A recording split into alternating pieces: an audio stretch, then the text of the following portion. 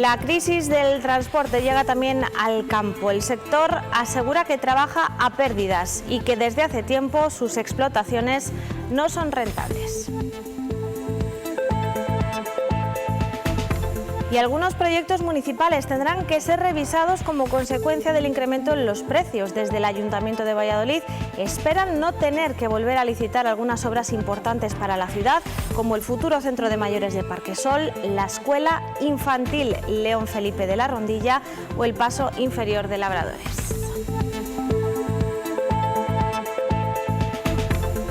¿Qué tal? ¿Cómo están? Buenas tardes. Hoy cambia el protocolo COVID. La evolución de la enfermedad nos ha llevado a normalizarla y también a convivir con ella. Las nuevas pautas se centrarán en proteger a los más vulnerables. Los resultados y la incidencia nos darán o quitarán la razón a aquellos que han tomado esa decisión. Lo que sí que sabemos es que en el momento en el que se liberalicen estas medidas de contención, vamos a tener un repunte de casos. Pero es que nos tenemos que acostumbrar a que el COVID va a seguir conviviendo con nosotros.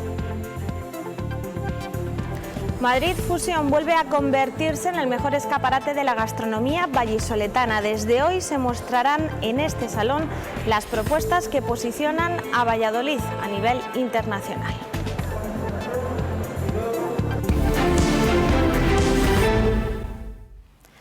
La Plataforma Nacional por la Defensa del Transporte mantendrá el paro hasta que se garanticen los costes. Consideran insuficientes las medidas planteadas por el Gobierno de España y por eso hoy han vuelto a salir a la calle. Aseguran que su situación es ya insostenible y plantean el cese definitivo de su actividad si no se atienden sus demandas.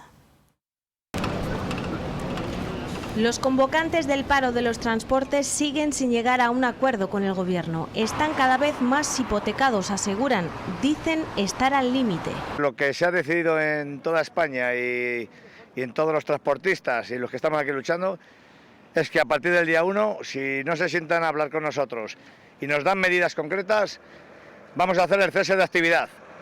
Nos vamos a borrar de autónomos y dejaremos de trabajar en el sector porque es inviable. Consideran que las medidas de apoyo que se ofrecen son insuficientes. La ministra nos dice que, 700 euros al mes. Nosotros no queremos que nos dé una limosna ni que nos diga, tomar esto para hoy y mañana seguís igual. Si nos ha subido el gasoil 2.000 euros, nos da 700, seguimos perdiendo 1.250 ya del coste elevado que teníamos.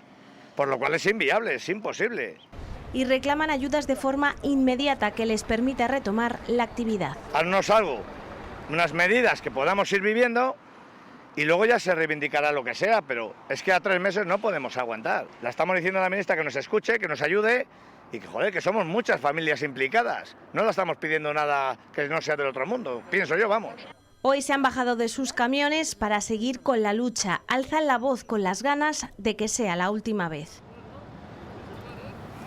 También ganaderos de agricultores sufren cada día un continuo incremento en sus costes de producción, algo que no va acompañado, aseguran, de una subida de sus ingresos. El conflicto en Ucrania es solo un problema más. Da igual el sector o el ámbito, el problema es común a todos ellos. Ya ni lo firmado tiene valor. Cancelaron el contrato y pagando 3 veces más lo que pagamos. Desde el año pasado ya estamos, a nivel de empresas, se está pagando 3 veces más de luz que antes. El año pasado, por esta época, estaba yo pagando el gasoil agrícola 60 céntimos, 61, y este año, el último que he traído, lo he traído 1,50. Y esto tiene una clara consecuencia. Cada vez que arrancamos el tractor estamos perdiendo dinero. Todos los meses 36.000 euros a mayores de gastos tenemos que hace un año. Estamos unos 7-8 céntimos por debajo de como tenemos que cobrar la leche. La nueva ley de la cadena alimentaria nos prohíbe vender a pérdidas, pero a ver quién nos lo garantiza. Lo que antes hacía con 200 euros, ahora le supone el doble. Subida en los abonos, los fitosanitarios o al acudir al taller. Todo se incrementa, hasta en las tiendas, pero no en el reparto adecuado. Se ha llegado en algunos casos 8 o 10 céntimos el brick, a nosotros nos han trasladado 3-4 céntimos de esos. ¿Dónde está el resto? En la agricultura, quien ha podido ha cambiado de sector y ha dejado la remolacha o la patata y ahora apuesta por cereales o leguminosas. Así ven el futuro muy negro. No puedo jubilarme antes porque me queda una miseria, pero yo cierro y me voy a casa y seguramente que gano más que estando trabajando.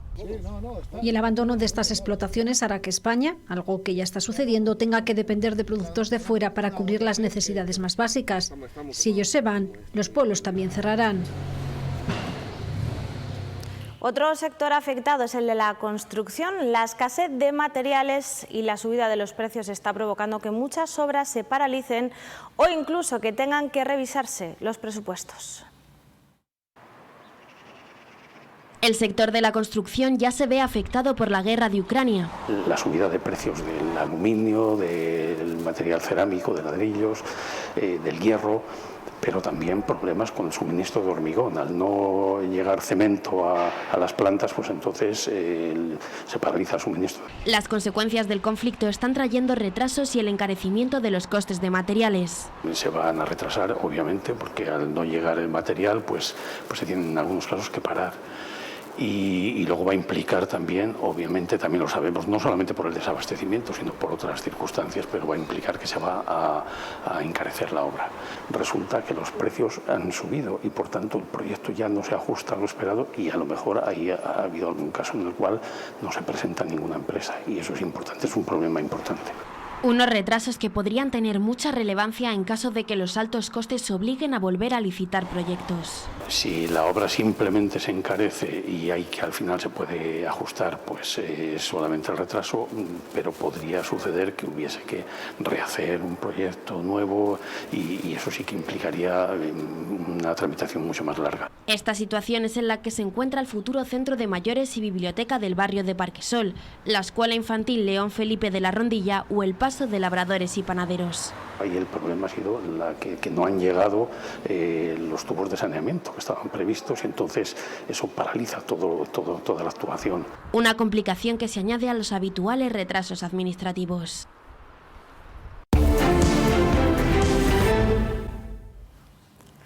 Dos años después, dejamos atrás la fase aguda de la pandemia y nos acercamos a un escenario de gripalización. Se quiere normalizar la enfermedad y por eso los casos leves y asintomáticos ya no tienen que realizar aislamiento. Las pruebas se centrarán únicamente en personas con factores vulnerables o casos graves, también para los trabajadores de estos colectivos.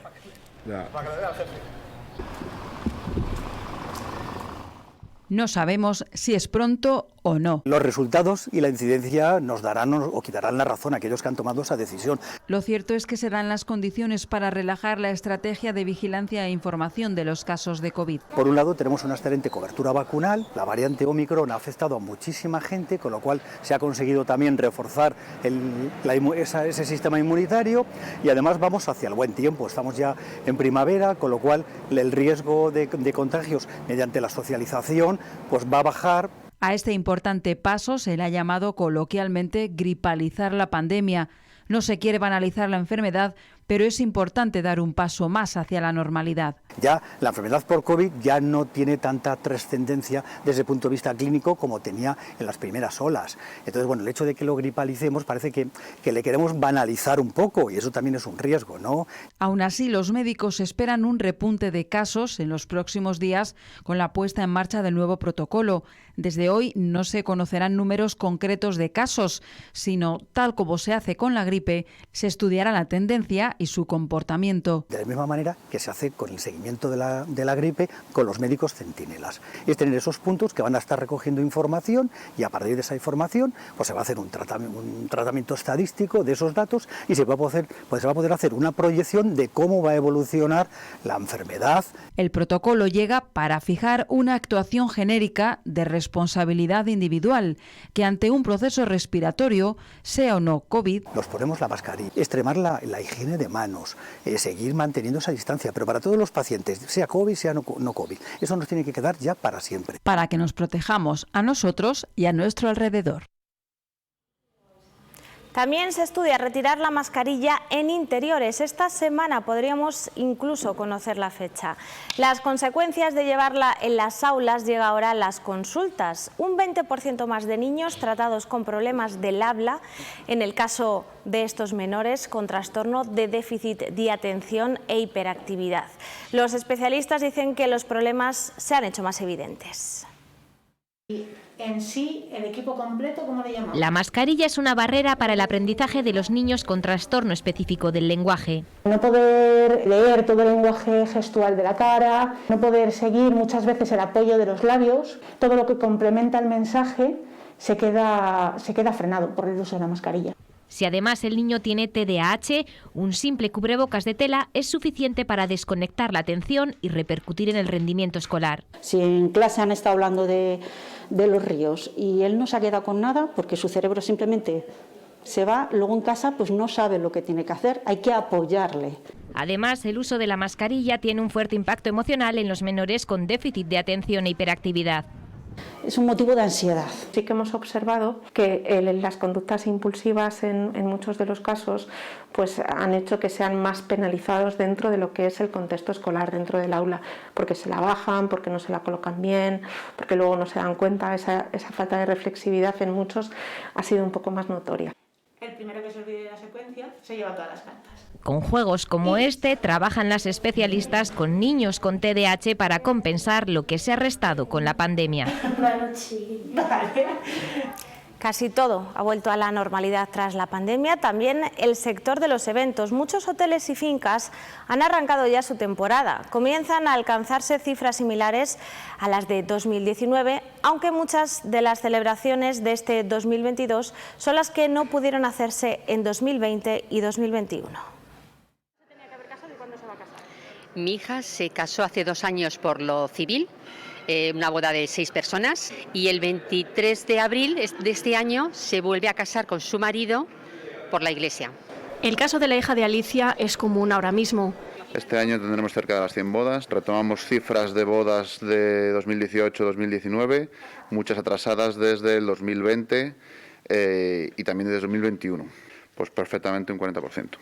Bodas cerradas hace 2 años con precios de hace 2 años que no tienen mucho que ver con los actuales que maneja el mercado. La llegada de mercancías está costando mucho. Los precios incrementándose en 20-25% de las materias primas. Y aparte del tema de suministros como agua, luz y gas nos hacen estar trabajando prácticamente sin margen. Pues sobre una boda de novia de 100 euros, pues estamos hablando ahora de 120, 125, 130. Incrementos que muchos proveedores de servicios de bodas asumen para no repercutirlos a las parejas. Los presupuestos estaban dados con unos precios determinados, se asume, lo asumimos y ya está. Porque al final las parejas no tienen tampoco la culpa de la situación. Es verdad que nosotros intentamos asumir toda esta diferencia porque entendemos que esta situación es temporal. Todo para que sus parejas puedan por fin disfrutar de la boda que llevan 2 años esperando. Pero no salimos de una crisis y ya estamos en otra. El alto precio del combustible está provocando que las cifras de ocupación hotelera para la Semana Santa no suban. El turismo que llega a nuestra provincia es principalmente nacional. Son turistas que se desplazan en coche y que ahora se tienen que pensar mucho si van a viajar. El incremento de su gasto por el traslado en coche hasta la ciudad hace decir, bueno, o vamos un día solo, o finalmente no vamos, o buscamos otro tipo de viaje para hacer en Semana Santa. Estamos trabajando más o menos en una línea constante de precios de como trabajábamos en Semanas Santas en años como 2018-2019. La ocupación, un 60%, cuando veníamos haciendo 89, 90, 90 y tantos. Hoy en Madrid ha arrancado Madrid Fusión, una importante cita gastronómica que cuenta con una amplia representación vallisoletana. Allí han presentado esta mañana el concurso nacional de pinchos y el mundial de tapas de Valladolid.